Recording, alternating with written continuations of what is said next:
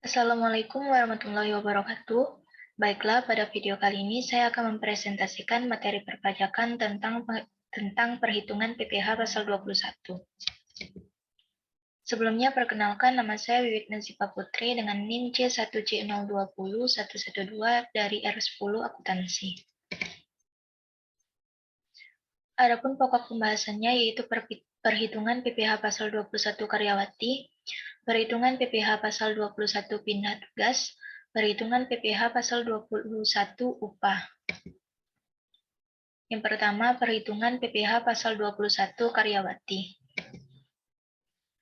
Contoh soal, Sita Rianti adalah karyawati pada perusahaan PT Onyx Komunikasi dengan status menikah dan mempunyai 3 anak. Suami Sita merupakan pegawai negeri sipil di Kementerian Komunikasi dan Informatika. Sita menerima gaji sebesar 6 juta per bulan. PT Onyx Komunika mengikuti program pensiun dan BPJS Kesehatan. Perusahaan membayar iuran pensiun dari BPJS sebesar 1% dari perhitungan gaji, yakni sebesar 30.000 per bulan. Di samping itu, perusahaan membayarkan iuran jaminan hari tua karyawannya setiap bulan sebesar 3,70% dari gajinya. Sedangkan Sita membayar iuran jaminan hari tua setiap bulan sebesar 2,00% dari gaji. Premi jaminan kecelakaan kerja dan jaminan kematian dibayar oleh pemberi kerja dengan jumlah masing-masing sebesar 1,00% dan 0,30% dari gajinya. Pada bulan Juli 2016, di samping menerima pembayaran gaji, Sita juga menerima uang lembur atau overtime sebesar 2 juta rupiah. Berikut adalah penyelesaiannya. Yang pertama, gaji pokok. Terus, di bawah gaji pokok itu ada tunjangan lainnya. Yang kedua ada JKK 1,00% dikali 6 juta. Dan JK 0,30% dikali 6 juta. Hasilnya ditambah, terus ditambah dengan gaji pokok, dapatlah penghasilan bruto kotor sebesar 8 juta 78.000 rupiah. Selanjutnya dilakukan pengurangan biaya jabatan, iuran jaminan hari tua, dan jaminan pensiun. Maka hasil yang didapatkan adalah sebesar 583.900 rupiah. Selanjutnya, penghasilan bruto atau kotor dikurangi dengan hasil pengurangannya tadi, yaitu maka mendapatkan hasil penghasilan neto bersih sebulan sebesar 7.494.100 rupiah. Selanjutnya, menghitung penghasilan neto setahun, yaitu 12 dikali 7.494.100 rupiah. Itu mendapatkan hasil sebesar 89.929.200 rupiah. Selanjutnya ada PTKP sebesar 54 juta. Terus dikurang, maka hasil yang didapatkan yaitu penghasilan kena pajak setahunnya sebesar 35.929.200 rupiah. Adapun PPh terutangnya yaitu 5% dikali dengan 35 dikali dengan penghasilan kena pajak setahunnya, maka hasil yang didapatkan yaitu sebesar 1.796.460 rupiah. Selanjutnya ada PPh pasal 21 bulan Juli, yaitu PPh terutangnya dibagi dengan 12. Maka hasil yang didapatkan yaitu sebesar 149.705 rupiah. Maka berlaku bagi wajib pajak dengan NPWP, maka perlu dikalikan 120%, yaitu PPh pasal 21 bulan Juli dikali dengan 120%. Jadi hasil yang didapatkan yaitu 179.646 rupiah. Yang kedua adalah perhitungan PPh pasal 21 pindah tugas. Pada saat pegawai dipindah tugaskan, pegawai yang bersangkutan tidak berhenti bekerja dari perusahaan tempat dia bekerja. Pegawai yang bersangkutan masih tetap bekerja pada perusahaan yang sama dan hanya berubah lokasinya saja. Dengan demikian, dalam perhitungan PPh pasal 21 tetap menggunakan dasar perhitungan selama setahun. Contoh soal, Marshall yang status belum menikah adalah pegawai PT Nusantara Mandiri di Jakarta, sejak 1 Juni 2016 dipindah tugaskan ke kantor cabang di Bandung, dan pada 1 Oktober 2016 dipindah tugaskan lagi ke kantor cabang Garut. Gaji Marshall sebesar 5 juta dan pembayaran iuran pensiun yang dibayar sendiri sebulan sejumlah 100.000. Selama bekerja di PT Nusantara Mandiri, Marshall hanya menerima penghasilan berupa gaji saja. Yang pertama, kita menghitung penghitungan PPh pasal 21 di kantor pusat di Jakarta, yaitu gaji. Yang pertama menghitung gaji, yaitu 5 dikali 5 juta, hasil yang didapatkan 25 juta. Selanjutnya, pengurangan biaya jabatan dan iuran pensiun, didapatkan hasil Rp1.750.000.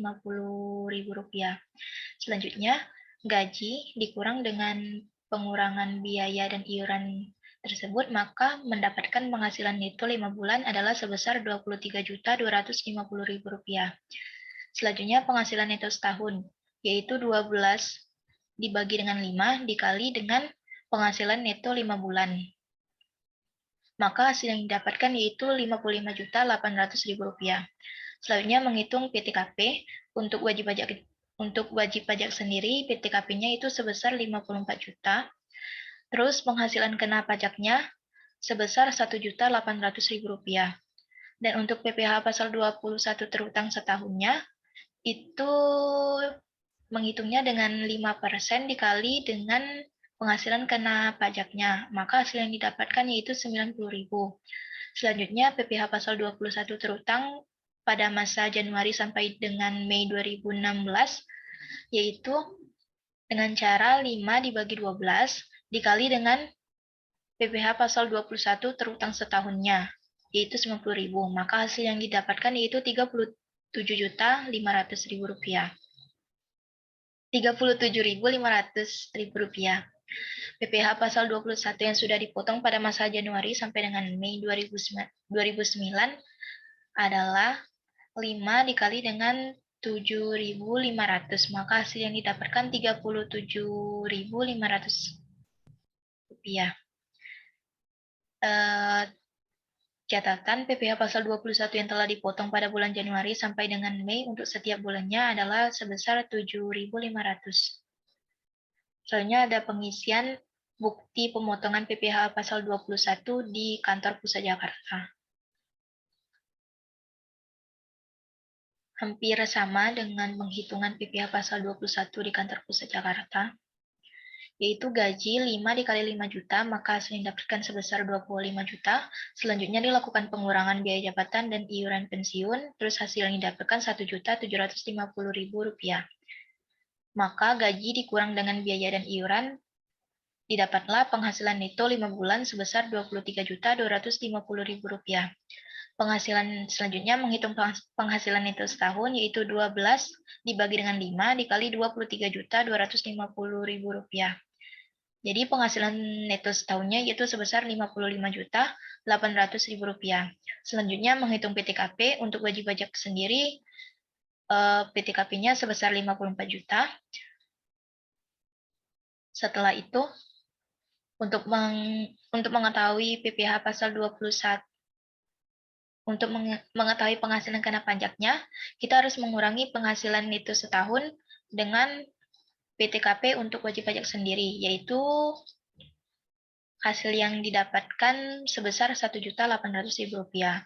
Selanjutnya, menghitung PPh pasal 21 terutang setahun, 5% dikali dengan penghasilan kena pajak, maka hasil yang didapatkan yaitu sebesar Rp90.000.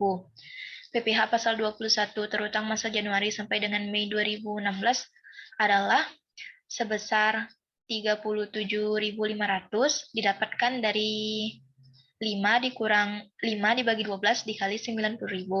Selanjutnya, PPh pasal 21 yang sudah dipotong masa Januari sampai dengan Mei 2009 adalah sebesar Rp37.500 didapatkan dari 5 dikali 7.500. Maka PPh pasal 21 kurang lebih atau dipotongnya sama dengan nihil. Selanjutnya kita menghitung PPh pasal 21 di kantor cabang Bandung. Yang pertama, menentukan penghasilan neto di Bandungnya, yaitu gaji 4 dikali 5 juta, hasil yang didapatkan yaitu 20 juta. Selanjutnya pengurangan biaya jabatan dan iuran, maka hasil yang didapatkan yaitu Rp1.400.000. Selanjutnya untuk menentukan penghasilan neto di Bandungnya, kita harus mengurangkan gaji dengan pengurangan biaya jabatan dan iuran. Maka hasil yang didapatkan yaitu Rp18.600.000. Yang kedua, memasukkan penghasilan neto di Jakarta, yaitu penghasilan neto di Jakarta sebesar Rp23.250.000. Selanjutnya, jumlah penghasilan neto selama 9 bulannya sebesar Rp41.850.000. Selanjutnya, penghasilan neto disetahunkan yaitu sebesar Rp51.800.000. Selanjutnya ada PTKP untuk wajib pajak sendiri yaitu sebesar 54 juta. Penghasilan kena pajak disetahunkan sebesar 1.800.000 didapatkan dari penghasilan neto disetahunkan dikurang dengan PTKP untuk wajib pajak sendiri. Selanjutnya ada PPh pasal 21 disetahunkan sebesar 90.000 didapat dari 5% dikali 1.800.000. PPh pasal 21 terutang selama 9 bulan sebesar 67.500 didapat dari 9 dibagi 12 dikali 90.000. Selanjutnya ada PPh pasal 21 yang sudah dipotong di Jakarta sebesar 37.500 didapatkan dari penghitungan sebelumnya, dan PPh pasal 21 terutang di Bandung sebesar 30.000. PPh pasal 21 yang sudah dipotong di Bandung masa Juni sampai dengan September 2009 adalah sebesar 30 juta didapatkan dari 4 dikali 7.500. Jadi PPh pasal 21 kurang lebih atau potongnya itu nihil. Selanjutnya ada pengisian bukti pemotongan PPh pasal 21 di kantor cabang Bandung, yaitu penghasilan neto di Bandung gajinya sebesar 20 juta dikurang dengan biaya jabatan dan iuran sebesar 1.400.000, maka didapatlah penghasilan neto 4 bulan sebesar Rp18.600.000. Setelah itu menghitung jumlah penghasilan neto 9 bulan, yaitu penghasilan neto 4 bulan ditambah dengan penghasilan neto di Jakarta, maka hasil yang didapatkan yaitu Rp41.850.000. Selanjutnya menghitung penghasilan neto yang disetahunkan yaitu 12/9 dikali Rp41.850.000. Maka penghasilan neto disetahunkannya yaitu Rp55.800.000. Selanjutnya menghitung PTKP. Untuk wajib pajak sendiri PTKP-nya sebesar 54 juta. Untuk penghasilan kena pajak disetahunkan sebesar 1.800.000 didapatkan dari penghasilan neto disetahunkan dikurang dengan PTKP untuk wajib pajak sendiri. Selanjutnya menghitung PPh pasal 21 disetahunkan yaitu 5% dikali 1.800.000, maka hasil yang didapatkan yaitu 90.000. Untuk PPh pasal 21 selama 9 bulan, itu sebesar 67.500, didapatkan dari 9/12 dikali dengan PPh pasal 21 yang disetahunkan. Selanjutnya PPh pasal 21 telah dipotong dan dilunasi di Jakarta sesuai dengan form 1721 A1 sebesar 37.500 dan di Bandung 4 kali 7.500 yaitu 30.000. Maka PPh pasal 21 kurang lebih dipotongnya itu nihil. Terakhir kita menghitung PPh pasal 21 di kantor cabang Garut, yaitu penghasilan neto di Garut gaji Oktober sampai dengan Desember 2016 di 3 dikali 5 juta sama dengan 15 juta. Selanjutnya dilakukan pengurangan biaya jabatan dan iuran. sebesar 1.050.000, maka didapatlah penghasilan neto di Garut sebesar 13.950.000 rupiah. Selanjutnya penghasilan neto di selanjutnya ditambah penghasilan neto di Garut tadi dan penghasilan neto di Jakarta dan penghasilan neto di Bandung. Maka didapatlah jumlah penghasilan neto setahunnya sebesar 55.800.000 rupiah. Dan untuk PTKP wajib pajak sendiri itu sebesar 54 juta rupiah. Jadi dilakukan pengurangan untuk penghasilan kena pajaknya sebesar 1.800.000. PPh pasal 21 terutang setahunnya itu sebesar 90.000 didapat dari 5% dikali 1.800.000. Untuk PPh pasal 21 terutang di Jakarta dan Bandung sebesar 67.500 itu sesuai dengan penghitungan sebelumnya yaitu di Form 1721A1 dan untuk PPh pasal 21 terutang di Garutnya sebesar 22.500 didapatkan dari penghasilan PPh pasal 21 terutang dikurang dengan PPh pasal 21 terutang di Jakarta dan Bandung. Selanjutnya PPh pasal 21 sebulan yang harus dipotong di Garut itu sebesar 7.500 didapat dari 22.500 dibagi 3. Selanjutnya ada pengisian bukti pemotongan PPh pasal 21 di kantor cabang Garut, yaitu penghasilan neto di Garut gaji Oktober sampai dengan Desember 2009 sebesar 15 juta dikurang dengan biaya jabatan dan iuran sebesar 1.050.000, maka didapatlah penghasilan neto di Garut 3 bulannya sebesar 13.950.000. Selanjutnya penghasilan neto masa sebelumnya yaitu di Jakarta 5 bulan 23.250.000, di Bandung 4 bulan 18.600.000 rupiah. Selanjutnya itu ditambah, maka didapatlah jumlah penghasilan neto setahunnya yaitu 55.800.000 rupiah. Untuk PTKP untuk PTKP wajib pajak sendiri sebesar 54 juta. Dan untuk mengetahui penghasilan kena pajaknya yaitu jumlah penghasilan neto setahun dikurang dengan PTKP wajib pajak sendiri, maka hasil yang didapatkan yaitu 1.800.000 rupiah. Untuk menghitung PPh pasal 21 terutang yaitu 5% dikali dengan 1.800.000, maka hasil yang didapatkan yaitu 90.000. Untuk PPh pasal 21 terutang di Jakarta dan di Bandung sesuai dengan Form 1721A1 yaitu sebesar 67.500. Dan untuk PPh pasal 21 terutang di Garutnya sebesar 22.500. Itu didapatkan dari hasil pengurangan PPh pasal 21 terutang dan PPh pasal 21 terutang di Jakarta dan di Bandung. Dan untuk PPh pasal 21 telah dipotongnya sebesar 22.500 didapatkan dari 3 dikali dengan 7.500. Jadi PPh pasal 21 kurang lebih dipotongnya nihil. Yang ketiga ada perhitungan PPh pasal 21 upah. Pada pasal 12 ayat 3 juga disebutkan bahwa pegawai atau karyawan tidak tetap yang memperoleh penghasilan kumulatif dalam 1 bulan melebihi PTKP, maka perhitungan PPh 21 yang digunakan sama seperti perhitungan PPh 21 karyawan tetap.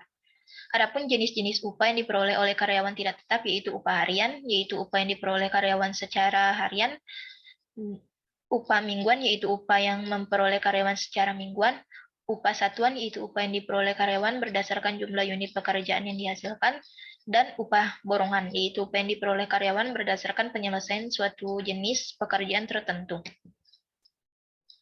Tidak ada PPh 21 yang dipotong jika upah harian atau rata-rata upah harian kurang dari 450.000 dan jumlah kumulatif dalam 1 bulan melebihi 4.500.000.